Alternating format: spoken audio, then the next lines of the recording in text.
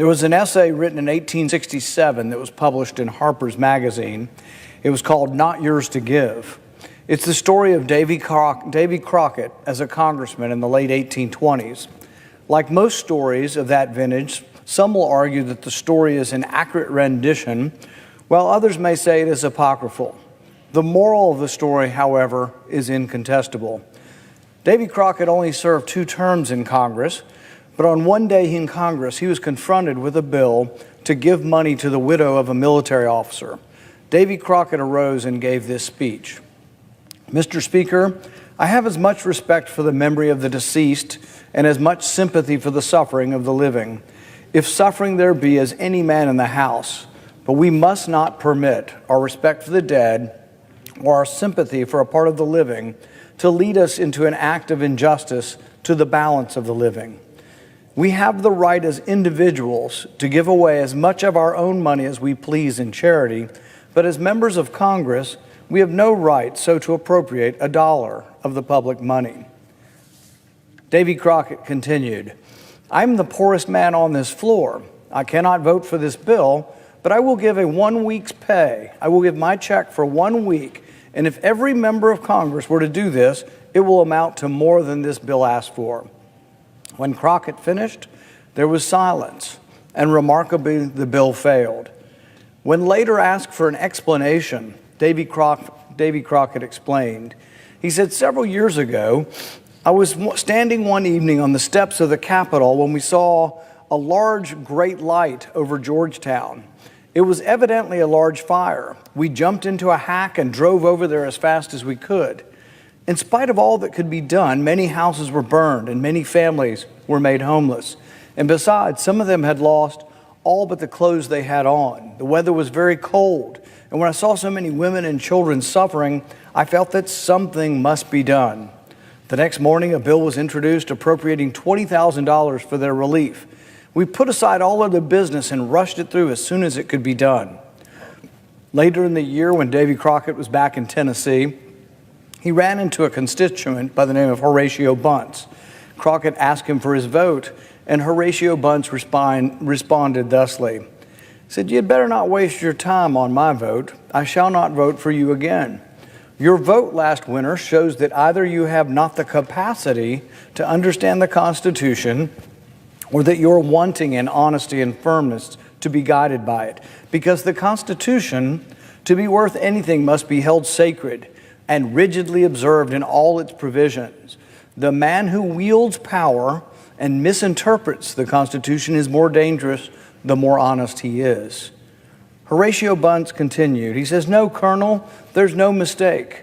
The newspapers say that last winter you voted for this bill to give $20,000 to some who suffered from a fire in Georgetown. Is that true?" Congressman Crockett answered him, "Well, my friend, I may as well own up. You've got me there. But certainly nobody would complain that a great and rich country like ours couldn't give $20,000, the insignificant sum of $20,000 to relieve its suffering women and children."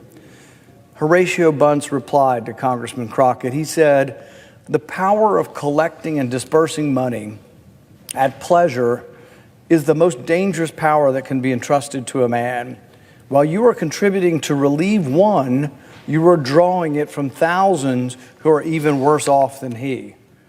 If you had the right to give anything, the amount was simply a matter of discretion with you, and you had as much right to give 20 million as to give 20,000. If you have the right to give to one, you have the right to give to all.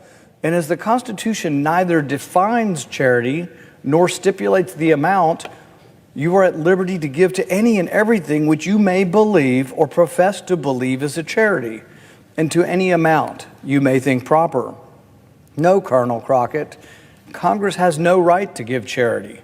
Individual members may give as much of their own money as they please, but they have no right to touch a dollar of the public money for that purpose. If twice as many houses had burned in this county in Tennessee as had in Georgetown, neither you nor any other members of Congress would have thought of appropriating a dollar for our relief." Bunce informed Crockett that if each congressman had shown their sympathy for the fire victims by giving 1 week's pay, it would have nearly covered the cost. But it was easier simply to give other people's money. Bunce continued, "The people about Washington no doubt applauded you for relieving them from the necessity of giving by giving what was not yours to give. The people have delegated Congress by the Constitution the power to certain things. To do these, it is authorized to collect and pay monies, and for nothing else. Everything beyond this is usurpation and a violation of the Constitution. So you see, Colonel, you have violated the Constitution in what I consider a vital point. It is a precedent fraught with danger to the country, for when Congress begins to stretch its power beyond the limits of the Constitution, there is no limit to it and no security for the people. Today we are faced with a vastly greater sum of money than $20,000. We are faced with $40 billion to be gifted to Ukraine. A noble cause, no doubt, a cause for which I have great sympathy and support, but a cause for which the Constitution does not sanction or approve of. Now, we could ask, as Davy Crockett did, if each member of the Senate would like to contribute individually to Ukraine. But of course, that would simply serve to demonstrate the enormity of the gift. To come up with $40 billion, each senator would need to give $400 million. Not a likely scenario. It's much easier to spend such exorbitant amounts if you're spending someone else's money. But even if the senators won't agree to contribute their own money, surely we're a rich country and can afford it. Well, not exactly. The U.S. debt now approaches $30 trillion. In the past 2 years alone, we have added nearly $6 trillion in new debt. Inflation roars throughout the land, grocery bills are punishing the working class and poor, and gas prices exceed $5. Even before the pandemic bailouts, our country was running $1 trillion annual deficit just to pay for its routine commitments. Putting aside the constitutionality of the $40 billion to Ukraine, isn't there a more fiscally responsible way this could be done? What about taking the $40 billion from elsewhere in the budget? The U.S. spends more on our military than the next 8 countries combined. Couldn't Congress simply shift over the $40 billion and not add to the debt? In the defense of Ukraine, if the defense of Ukraine is really in our national security interest, shouldn't the gift come from our military budget? What about cutting wasteful spending? My office cataloged over $50 billion in waste. I don't know about you, but couldn't we cut programs like the $1 million study to see if taking selfies of yourself while smiling and then looking at these selfies later on, if that makes you feel good? Or couldn't we cut the budget of the National Science Foundation that spends billions of dollars studying such burning questions as, do Panamanian city frogs have a different mating call than the country frogs? Couldn't we maybe cut the $2 million the NIH spent studying cafeterias to see if someone in front of you sneezes on the food, whether you're more or less likely to eat that food? Couldn't we maybe cut the money spent on Japanese quail, studying whether or not they're more sexually promiscuous or not when you give them? Or, if we're not willing to cut the budget at all, couldn't we ask the American people to stay up and pay a war tax? If this is really for our national security, it should be very popular with the people. Why don't we offer to tax them in exchange for this? Guess what? The American people don't want to cut spending anywhere in the budget, at least their representatives don't. They don't want to pay any taxes for this. They just say, put it on my tab. But we've been doing that for decades, and that's why we have a $30 trillion debt, and that's why we have roaring inflation. If you want to pay for this with a tax, you could triple the gas tax. I'm guessing that's going to be really popular, and people really want to send this money, so badly that they'd be willing to triple the gas tax. If we were honest, that's what the people who are for this would propose. Now, that would guarantee $5 gas for the foreseeable future. Alternatively, Congress could raise the income tax about $500 for every American taxpayer. I'm sure that would be popular, And for the people who think it's a great idea to send $40 billion overseas, why don't they just be honest with people and tax them?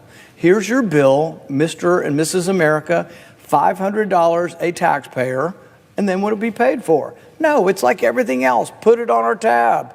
Well, Uncle Sam's tab is full. It is complete. To be clear, I'm not for raising taxes to finance Ukraine's defense, but it's irresponsible to simply borrow more money.